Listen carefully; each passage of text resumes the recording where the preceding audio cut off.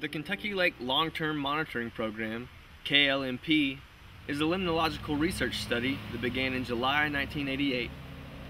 It is designed to document and evaluate long-term processes and changes in spatial water quality variability and to integrate field observations with remotely sensed data. The program encompasses 12 primary sites in the lower 30 kilometers of Kentucky Lake. 3 primary sites are along the main channel. 6 sites are in smaller embayments on both sides of the lake, and 3 sites are in larger embayments. Additional sites are located in the streams and embayments of Ledbetter and Panther Creeks. Monitoring cruises occur at 16 or 32-day intervals that coincide with the overpasses of the Landsat satellite. For more information on the details of the sampling schedules, sites, and parameters sampled, please visit www.murraystate.edu/WSI.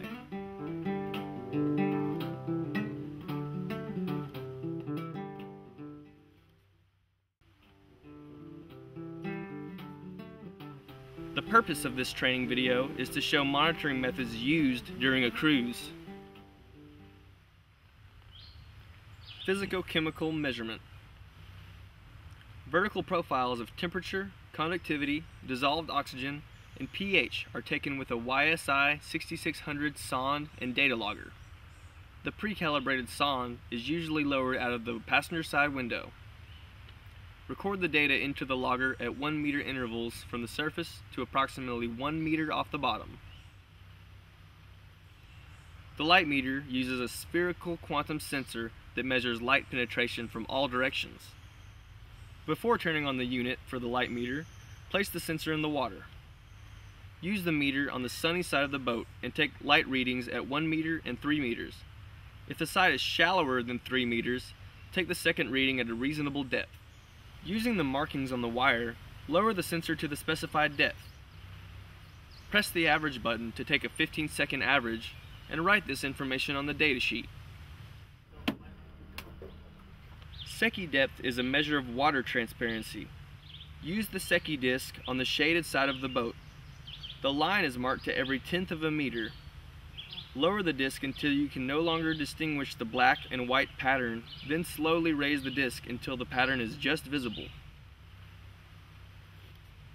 Record the Secchi depth to the nearest 1/10 of a meter on the datasheet. Wind direction and speed are measured using the anemometer. Remove the anemometer from the case and fold the cups down. Measure the wind speed from a point higher than the roof of the boat and estimate the wind direction. Write both on the datasheet. Zooplankton. Zooplankton are collected using a Schindler trap and a Wisconsin net. At each station, label 4 tissue culture flasks, TCS, with site information and date in month, day, year format. One of the TCS is labeled with a V to distinguish it as the vertical tow sample. Filtered water for rinsing nets is made by pouring lake water through a Schindler trap filter and into a wash bottle. It is important to note that zooplankton TCS should never be filled more than halfway, including sample and rinse water. The Schindler trap has 2 doors, one on top and one on bottom. Before beginning, secure a rinsed filter cup to the overflow pipe. The rope is marked in black at every meter and in red at every 5th meter. Lower the trap down to half the total depth of the site. For example, if the site is 4 meters deep, take the sample at 2 meters. If the site depth is 10 meters or more, take the sample at a depth of 5 meters. Lower the trap to the desired depth.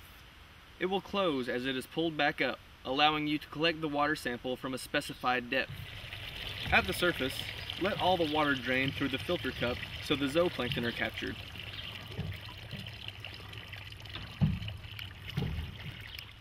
Remove the filter from the trap and rinse the contents into pre-labeled TCS using filtered water and a funnel.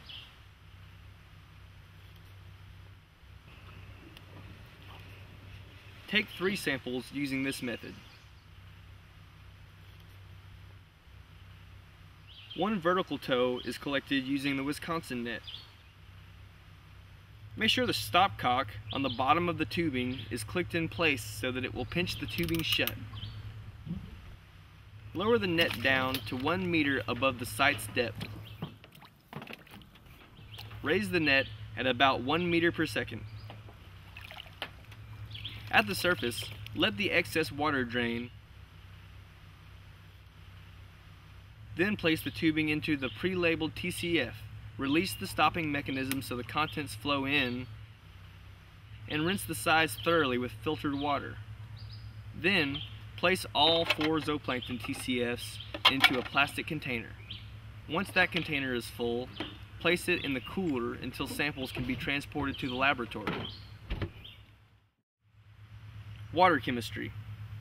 Water chemistry uses 3 1-liter plastic bottles and 2 125 milliliter plastic bottles per site. All bottles are pre-numbered. First, write the bottle numbers on the data sheet, which is the manual log containing a page for each site. Mark 1 bottle with green tape to indicate its use for chlorophyll analysis. Then, label a TCF with the date and site name for phytoplankton. The Kimmerer water sampler is used to collect water at 2 depths per site. 2 samples are taken at 1 meter from the surface, and 1 is taken at 1 meter from the bottom. Lock the Kimmerer in the open position by quickly pulling the top and bottom cups away from one another. Holding on to the brass messenger, lower the Kimmerer to the designated depth. The rope is marked in black at every meter and in red at every 5th meter. Wait until you feel the line tighten, then drop the messenger down the rope so that it will close the device. Pull the Kimmerer up and pour the water into a pitcher. Either use the spring-loaded stopcock on the bottom or loosen the top to take the water out. Now, fill the plastic beaker that will be used to measure alkalinity. Then fill 2 of the 1-liter bottles, allowing about an inch of space from the top. 1 bottle is for the chlorophyll sample and is marked with green tape. Fill a 125 milliliter bottle with filtered water using a Swinney filter and a syringe. Place the other end of the Swinney on the top of the 125 milliliter bottle and push. Some effort is required to push the water through the filter. These samples are analyzed for nitrates, sulfates, silica, chloride, and soluble reactive phosphorus. Next, fill the labeled TCF with raw water for the phytoplankton sample. Leave some space at the top of the TCF for preservative. Preserve the phytoplankton sample using 2 pipettes full of M3 Lugol's solution. Be careful with this solution as it is iodine-based.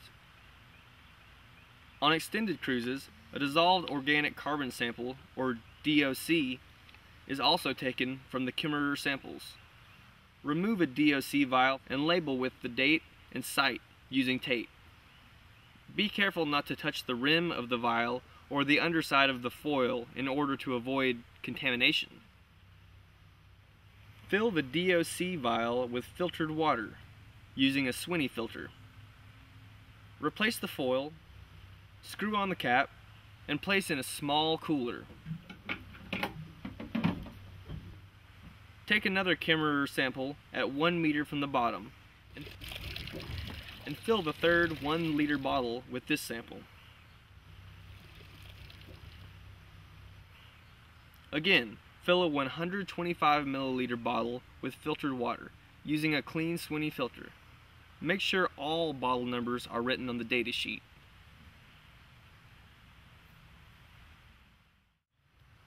Primary production. At each site, an integrated sample is collected from the surface to 2 meters into 4 TCFs using the pole sampler. The caps on the TCFs are pre-labeled with tape by color and in groups of 3. Using a group of 3 TCFs with the same colored caps, remove the caps and secure them in the pole sampler's holder. with an additional TCF on the outside using the attached rubber bands. Lower the sampler to the 2-meter mark on the pole and bring it back to the surface.